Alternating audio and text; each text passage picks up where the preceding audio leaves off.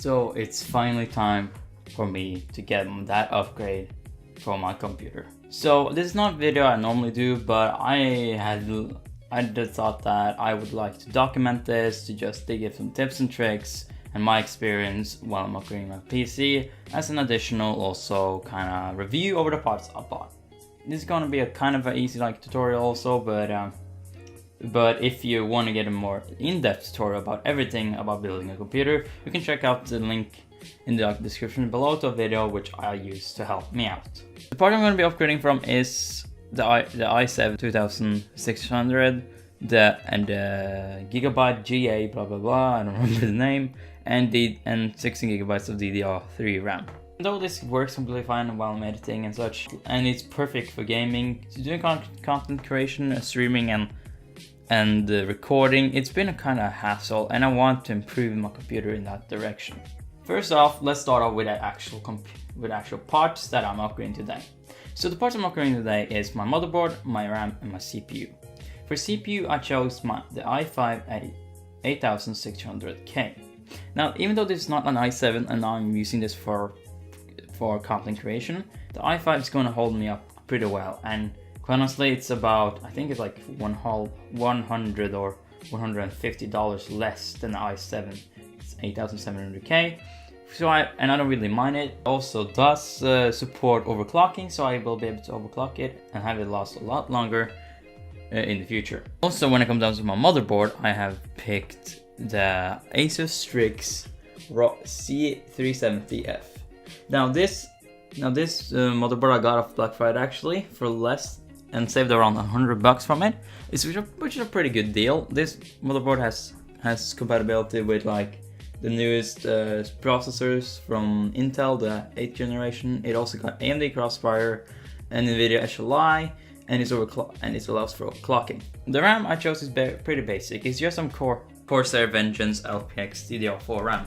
It is 3000 MHz though, and it's 16 gigs, so I'm quite happy with that. And I actually got this pretty cheap for about $140, quite honestly, as the next day it's skyrocketed to 200 bucks again. So it's a pretty good save from that. Now just some general tips about before we start building. You should just grab yourself some paper, for example, in case you're working with thermal paste, so you don't spill it everywhere. You should also have a Phillips screwdriver, and that's technically all you need. But for this build, I'm also going to get a flathead screwdriver, which I'm just going to use with its multi-tool to remove my Intel stock CPU, and also have a flashlight. I recommend having a flashlight every time you build, just in case you need to look in the sides of your chassis that you normally could not look at. So then, let's begin. So first off, as any other build, you should just get out your motherboard like I'm doing here. Now, some tips about doing such when PC building is to keep your to be sure that you don't send any static shocks. And a way to do that is to just keep yourself grounded is just by touching the big metal case, or as some other people like to do is to just plug in the power supply, have it turned off, and then just touch it sometimes. I don't have any problems with static electricity where I was, so I did not bother. I was completely fine by just touching the case sometimes. Anyway, in the time I have talked about this, you should have been able to get up to I've been able to get out the motherboard, as you can see. Now, the first stuff you're going to do when you get the motherboard is put on the cardboard box it came up with. Just that is anti-static, and it will not damage the motherboard. Then you will grab your CPU, and remember this: hold your CPU by the sides, and then you will look for a yellow arrow. There's a little yellow arrow pointing in one of the corners, and you're supposed to align it with a dot or a point on the motherboard. So what you're gonna do is just hold it by the sides, put it in so that the arrow points at the dot for my example, for example, as you can see here. And then just give it a little jiggle to be sure that it fits. And then you gotta take the lift, and then you gotta push it down. Now let me just say it. When you do it, you're going to feel some pressure against it, and it's gonna feel and you might hear some noises, and you might be scared that it's broken. But most of the time, that's completely normal that it happens. Now that you're done with that, you gotta go and grab your RAM. Once you've gotten out your RAM, go and look at your manual. You will see in the manual that is a recommended. There's recommended positioning for your RAM. On my case, it's these two RAM slots right here. But on yours it might be different. So go ahead and check your motherboard manual to see. So now you're done with, now you found out where to put it. You just line up the notch with the motherboard's notch so it fits perfectly.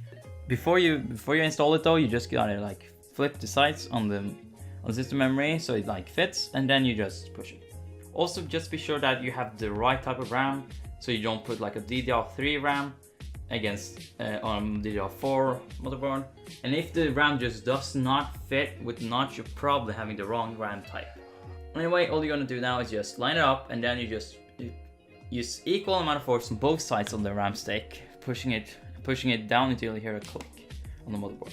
Now, if you're done with that, you're either gonna put in your cooler, and for me, I needed to use my Intel stock cooler from my last computer, so I just took it out. It's pretty simple. If you have it, you will see some arrow. You just take a flat screw head driver, and you will see an arrow on the sides where it's holding the stock cooler in. You just flip it, and then you just pull the tabs out, and then you can just take out the CPU. Now, if you have any thermal paste on your previous cooler, then the most natural thing to do is to use rubbing alcohol. But for me, it just worked to just take some paper and just take it off. It's not that hard. Anyway, once you're done with that, you just go back to your normal motherboard and you apply a little rice grain. And no, that was not a rice grain. I took way too much there. But you just apply that, and then be sure that your cooler fits. Then you just plug it in here until you hear all the clicks happening. Since it's a stock Intel cooler, it's just gonna plug in normally just by pushing it in. But on other coolers, you're gonna have to use some mounting brackets and screw in different places. And I can't help you with that. You're just going to have to follow the manual on that side. If you're building a computer from scratch up, you should just put in the crates right away. But if you're upgrading, you should try to build your system. You should try to put this system outside the case first, because if it fails, it's much easier to figure out what's failing in your system if it's outside than if it's inside. Now you're coming with the cables. It's going to be pretty simple, but you need to be sure that everything's compatible with each other. So first off, you got to go and get your 24 pin connector, and you will find the side panel. This fits with mine, so I'll just plug it in right there. Then it's a CPU thing. Be sure that you're using the right one, and you just easily as that plug it in. Now you gotta remember, on both of these things, you need to have the notch put on correctly, because you should see a little notch on both of those connectors, which is basically just going to tell you this is the right orientation. If it doesn't work, try to flip the power connector to see if you're having it the wrong way. Now you're done with that, you're going to have to do then you gotta put in like the CPU fan from the Intel stock from your cooler. I've almost forgot about that. Now you're going on to the actual like cases, cords and such. It does not do anything if you put them on the wrong way, but these ones need to be put on against these kinds of pins. This is different from every motherboard, so you're just gonna have to check your manual once again and to see if it works. Now, if everything's plugged in correctly and you have nothing else to do, just plug in a screen, but turn on the power, and then flip the switch to see if it's working. If it's working and you're booting up, congratulations, you've done everything correctly. If it doesn't, go and troubleshoot and see to see what's wrong. Anyway, if it's working, congratulations, you've done it. Before you put in the motherboard, you need to put in the motherboard IOA shield. Be sure that just all you're gonna have to do is just pop it in. It might be hard for some things, but just try again and be sure it's put it the right way. Now, when it comes to screwing in, I'm just gonna recommend you this: always screw everything in a cross pattern.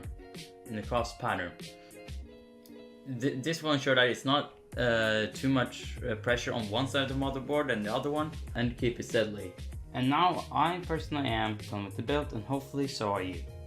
Now let's get on to the interesting part of all this, and that is benchmarks. How well did the i5 860K do over the i7 2600?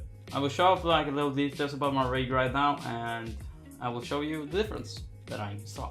In addition to playing in the high-end settings, I got about 20 FPS more in average in the entire game. I did not actually have a benchmark, but when I played on the old system, I played around 50 to 70 frames a second, depending on where I looked. But after upgrade, I played at around 70 to 90 FPS in average.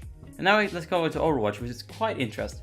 Now, if you're playing on the epic scaling, I did not see any FPS difference at all, which was kind of surprising.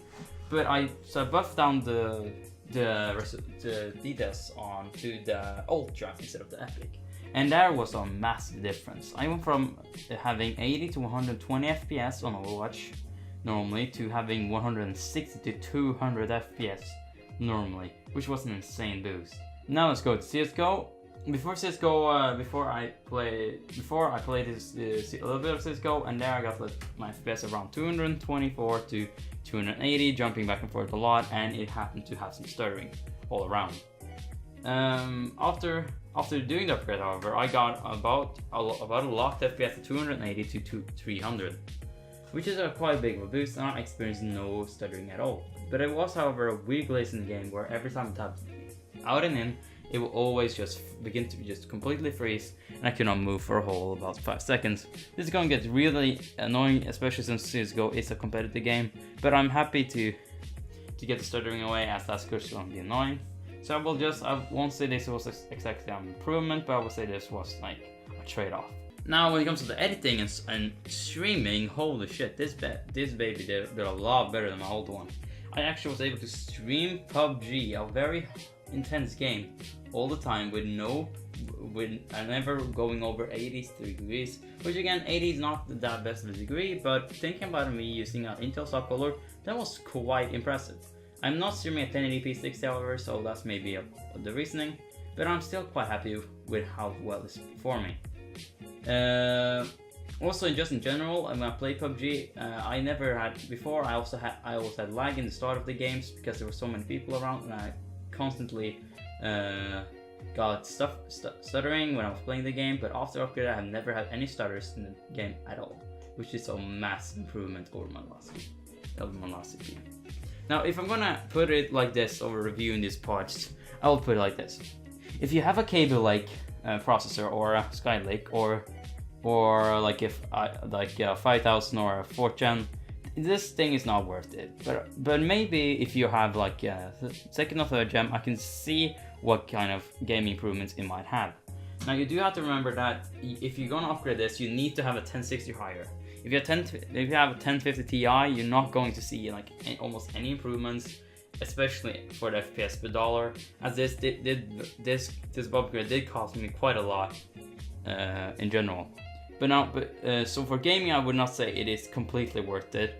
If you don't have like a beefy GPU. But if you are interested in editing and making videos, I will say that this upgrade is definitely worth it, as it just increases productivity and everything in general. As my rendering time actually went from going from about 3 times as long as the video was to only about like 1.5 as long as the video was.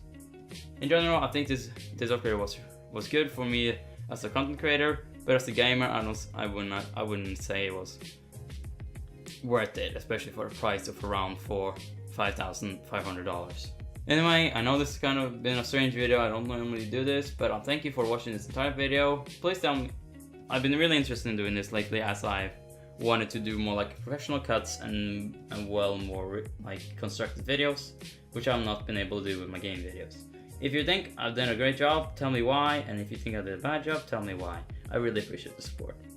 If you want to see me play and record some more games on this beast of a computer, please hit the like button and subscribe, as that will just notify me that I'm doing great, and you will get a notification next time I make a video.